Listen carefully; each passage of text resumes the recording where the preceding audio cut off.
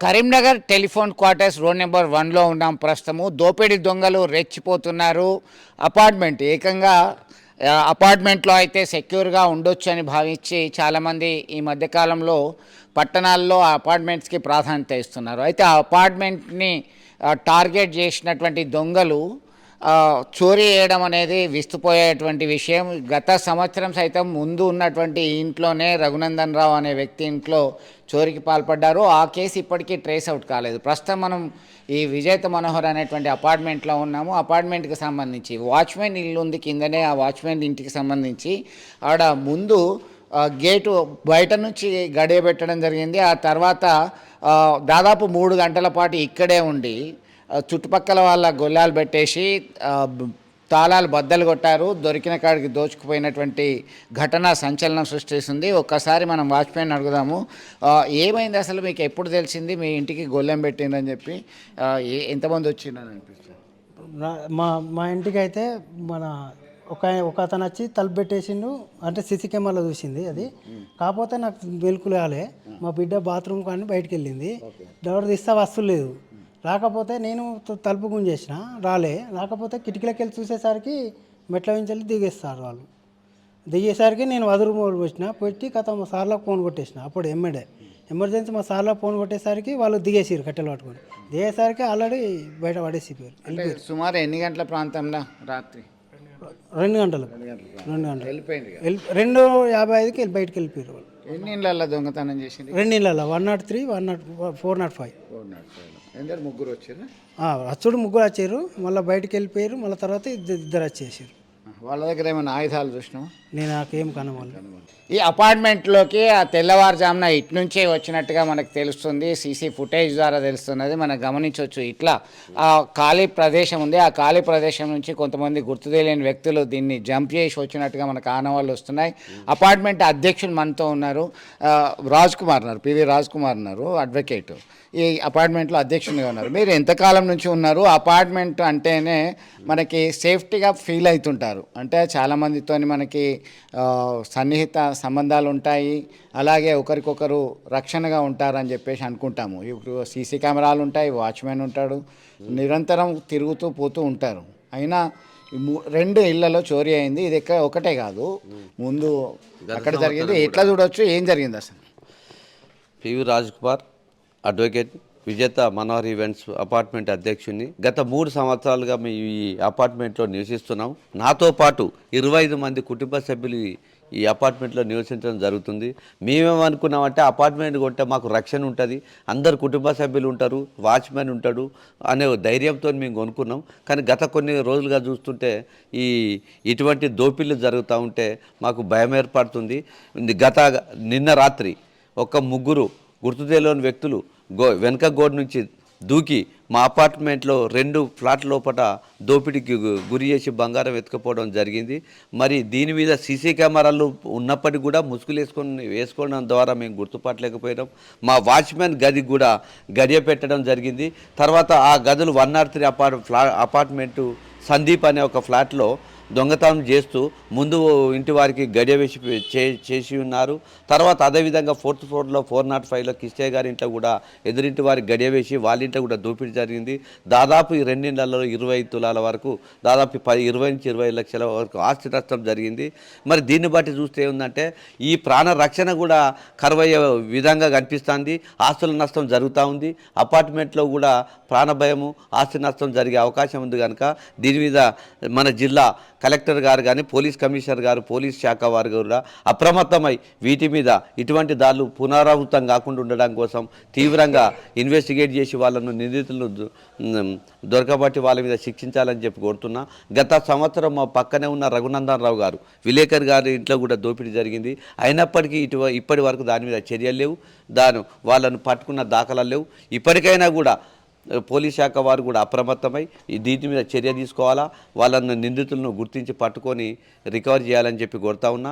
అదేవిధంగా కూడా ఈ అపార్ట్మెంట్లో కానీ ఈ చుట్టుపక్కల అవుట్స్కట్స్ ఏరియాలో కూడా పోలీస్ శాఖ వారు పెట్రోలింగ్ అర్ధరాత్రి 1 గంట నుంచి 3 గంటల వరకు ఖచ్చితంగా 2-3 సార్లు పెట్రోలింగ్ పెడితే రక్షణ ఉంటుందని చెప్పి ఈ సందర్భంగా నేను సూచిస్తున్నాను. మొత్తం మీద వాళ్ళు బయటకు వెళ్దాం అనుకునేటువంటి క్రమంలో ఆ గడియ పెట్టడంతోనే తెలిసిపోయింది. వాళ్ళ ఆనవాళ్ళు ముగ్గురు వచ్చినట్టుగా మనకు చెప్తున్నటువంటి పరిస్థితి. మీకు చెప్పండి, బాధితులు ఉన్నారు, మీకు సంబంధించి మీరు ఎక్కడికి వెళ్ళారు? లాకేసి ఎన్ని రోజులు అయింది, ఏం జరిగింది అసలు? మేము 3 days అవుతుంది. సండే ఈవినింగ్ రోజు మేము ఊరికి వెళ్ళాము. రీసెంట్గా మా మదర్ కూడా చనిపోయింది. మా ఫాదర్ వచ్చేసి మా ప్రాపర్ నేటివ్ ప్లేస్కి వెళ్ళారు. మేము కాకినాడకి వెళ్ళాము.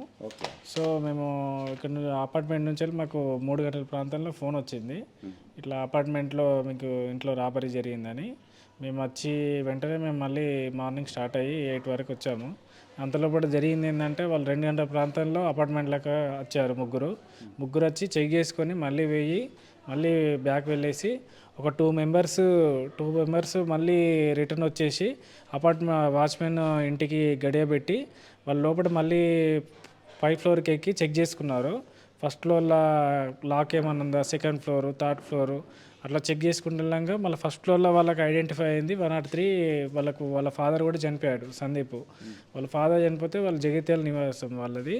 ఆ జగిత్యాలలో వాళ్ళు రెసిడెన్సీ, వాళ్ళు అక్కడికి నిమిత్తం అనంతరం వాళ్ళ కార్యక్రమాలు ఉంటే వెళ్ళారు. వాళ్ళకు కూడా ఇన్ఫర్మేషన్ ఇచ్చారు. వీళ్ళు అపార్ట్మెంట్ నుంచి వెళ్ళి వాచ్మెన్ కానీ ఇంకా రమేష్ సార్ గారు ఫోన్ చేశారు, ఇట్లా మరి వేకెంట్ డోర్స్ అన్నీ ఓపెన్ ఉన్నాయి, లైట్స్ ఉన్నాయి, ఫ్యాన్ ఉన్నాయి, ఎవరైనా వచ్చారా, ఎవరైనా ఉన్నారా అని తెలుసుకున్నారు. అదేం లేదు రాబరీ కానీ గ్రహించి వాళ్ళు వెంటనే వచ్చి చూడగా ఇంట్లో అన్నీ బ్రేక్ అయ్యి, టీవీ బ్రేక్ అయ్యి, అదే బీరువాలన్నీ కటింగ్ తోటి, వాళ్ళ దగ్గర ఒక కటర్ ఉన్నది, ఆ కటర్ ఫ్లోర్లో ఇప్పుడు మీరు అది మాది 405 ఉన్నాయా ఇప్పుడు అక్కడ చూడొచ్చు? కటింగ్ అయ్యి అవి ఉన్నాయి. పరికరాలు మాత్రం అట్లనే పెట్టాము, నేనైతే క్లీన్ చేసాము. చూసి కనబడుతుంది ఉన్నది. ఓకే, మొత్తం స్కెచ్ వేశారు. ఆ స్కెచ్ వేసి ఇందులో చాలా అంటే దాదాపు 4-5 రోజులు కావచ్చు, 10 రోజుల నుంచి ఎవరైతే ఉండట్లేదో అని అబ్జర్వ్ చేశారో, అబ్జర్వ్ చేసిన తర్వాతనే ఈ చోరీకి పాల్పడ్డట్టుగా తెలుస్తుంది. ఒకసారి ఆ ఇంటికి సంబంధించి మనం చూద్దాము, అది ఎట్లా బ్రేక్ చేసిండ్రు ఏంది అనేది మనం అనుకుందాం ఒకసారి.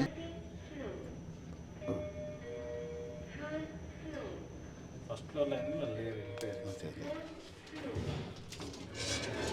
ఫ్లోర్కి వచ్చేసాము. ఇప్పుడు 4th ఫ్లోర్కి వచ్చేసరికి ఈ 4th ఫ్లోర్లో ఎక్కడ ఎంత మేరకి పోయింది, ఎట్లా చేసింది అనేది ఒకసారి చూద్దాము. దీనికి సంబంధించి లిఫ్ట్ పక్కనే ఉంది, లిఫ్ట్ ఆనుకొనే ఇది ఉన్నటువంటి పరిస్థితి గమనిస్తున్నాము. దీన్ని ఒకసారిగా బ్రేక్ చేసినటువంటి పరిస్థితి.